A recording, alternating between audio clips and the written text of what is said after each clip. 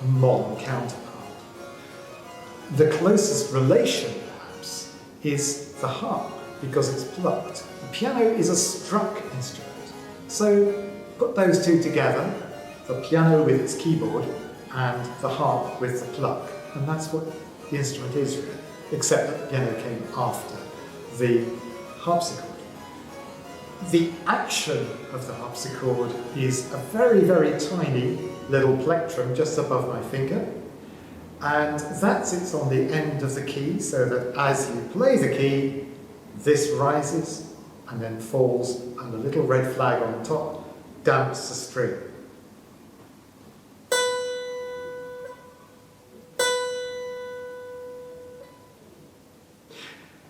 The instrument that I've got here is a copy of an 18th century instrument, and that can be found in the Russell collection in the University of Edinburgh. It's based on a 1769 instrument by the French maker Pascal Taskin. Nowadays, we do use modern copies or instruments which are based very closely on original instruments. Although in the 20th century, when the harpsichord revival first started, there were clearly very different ways of playing, for which there's very different repertoire. All harpsichords have more than one set of strings, but not all harpsichords have two keyboards. Mine does have two keyboards, and I'll quickly show you what they do.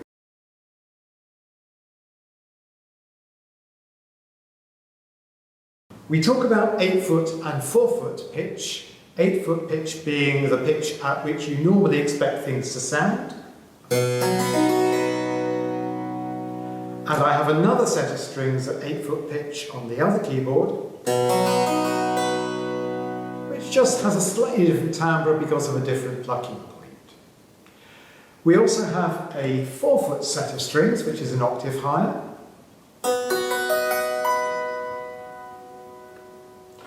And the other thing we have is a harp stop or a buff stop, or sometimes known as a lute stop, which is a set of dampers which fall against the string to slightly stop them vibrating, and sounds like this. The big difference from the piano is that there's no essential means of making dynamics, and there's no sustaining pedal. So you actually have to create the sound totally with your fingers. You are in contact with the string as much as you can be. I'll give you an example of some resonant playing by Bach.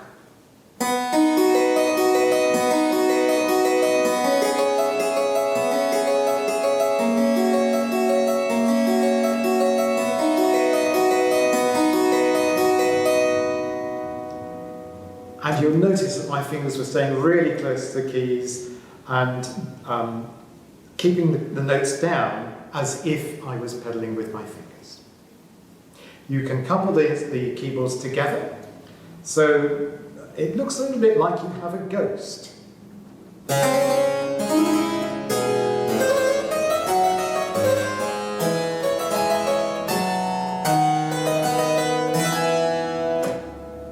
So the top keyboard is made to play by playing the lower keyboard.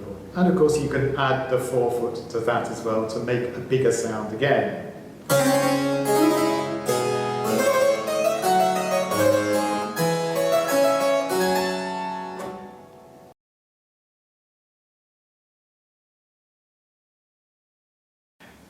The harpsichord has a significant solo repertoire that extends from the 15th century and possibly earlier through to the present day, with a huge gap in the 19th century, it has to be said. It's not only a solo instrument, it's an essential instrument as part of a group, either of an orchestra or of a smaller chamber group, which we call the trio sonata group. And in that role, it plays continuo. Continuo is playing the bass line, which is reinforced by the cello, and then reading figures, which is the harmonic shorthand given by the composer to show me, as the keyboard player, what to play in terms of the harmonies. It's then my job to react to those, because on the harpsichord, the more notes you play, the the louder the instrument is. So if, for example, I want to play 3 chords and they're figured as being 3 root position chords, I might do this.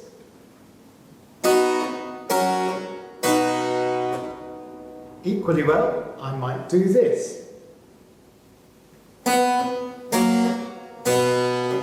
Which gets a slightly softer texture, or maybe if I take that off.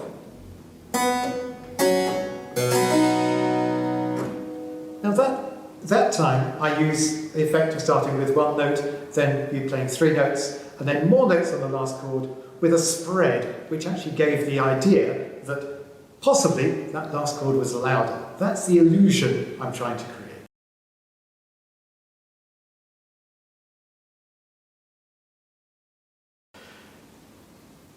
I think the biggest issue about approaching period instrument playing is to understand the style. And there are various different styles, national styles, particularly between, for example, Italian and French style. And Bach, as a composer, for example, gets caught between the two. Dance music takes a very big role in much of the Baroque repertoire. You may find pieces entitled by the dance names, but you may just find that the music is imbued with those particular rhythms.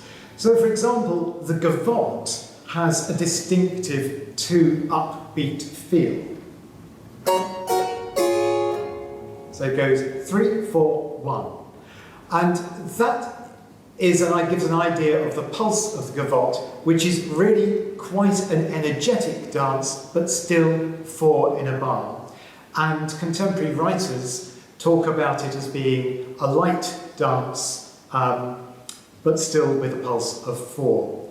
The gavotte, for example, was a courtly dance from the 16th to the 18th century, but it derived from a much earlier folk-like dance. It was obviously a very common dance, and rather unhelpfully, one commentator says the steps and the actions are so common that it will be useless to write about it. The characteristic of a dance like this, the gavotte, is hop, step, step, jump.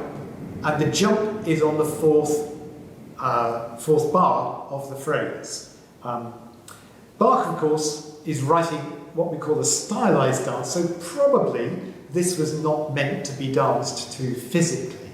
And indeed, if you were going to dance to it physically, you would probably employ a choreographer or a ballet master to actually devise the steps that suited you best. And was it going to be a couple dance, or was it going to be a social dance in a circle, for example?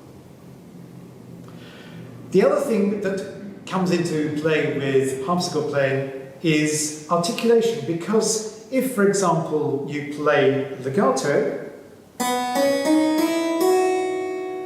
there is no idea as to where the strong beat is. And the illusion is to create the feeling of a strong beat, a bit like violin bowing.